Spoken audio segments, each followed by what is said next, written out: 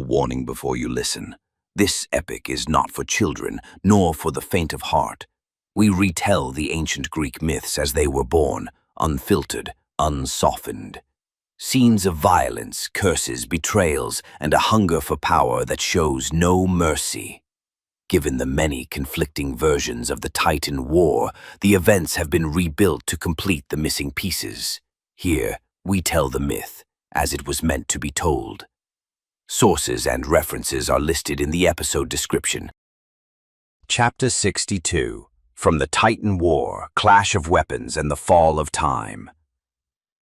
Years of humiliation when silence becomes a curse, the god who hasn't yet been born, and the brothers who died while still breathing.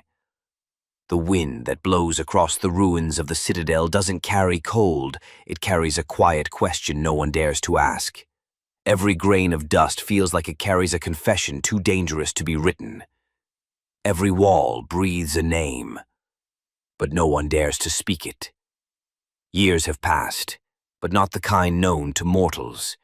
These were years made of something else, years measured in fear, silence, and regrets, that only speak when the soul collapses. No thunder, no lightning, not even dreams. The sky is now a dried-out ink, and the earth? It writes messages no one can read. The Titans didn't just return as invaders, they came back as masters, owners of the land. Hyperion raised a new sun to the center of the sky, a sun that never sets, never dims. But its light brings no warmth.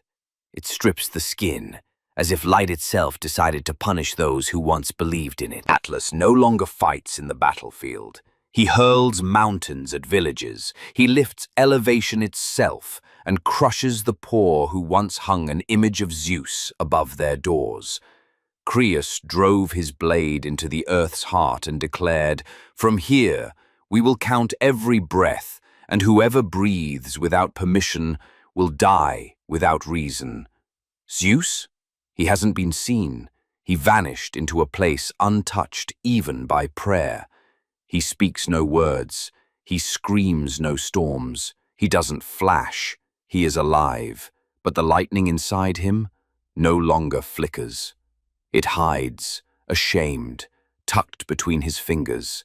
His arm no longer lifts, not because it was broken, but because it no longer believes in what it once held. Poseidon?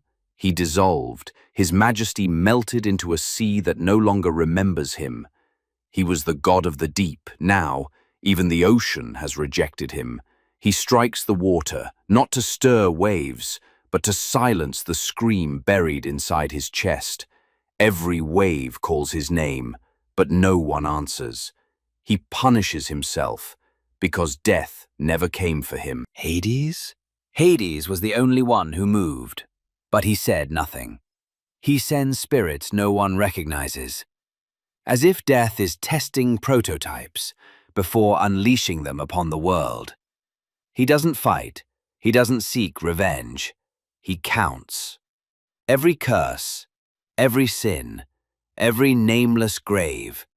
He records them, as if the underworld has opened its ledger.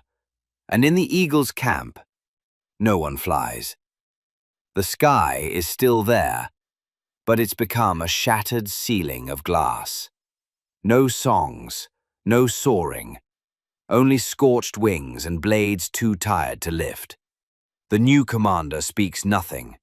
He carries a broken sword, a crack more eloquent than any command. One soldier said, at dawn, "I don't need wings to fight. I need a dignity that doesn't dissolve." But this era buries dignity in the pockets of soldiers and snaps it in half at the first moment of silence. This chapter of the epic has come to an end, but remember, what you've just heard is not a record of facts, but the echo of a myth, a story born from the imagination of the ancients, etched into the long memory of humankind. If this tale stirred something in you, if it opened a door to reflection or wonder, don't forget to support the channel and share the journey with those you love. And in the comments, tell us, which moment in this chapter struck you the most and why? We'll meet again in the next chapter of this audio odyssey through time. Until then, farewell.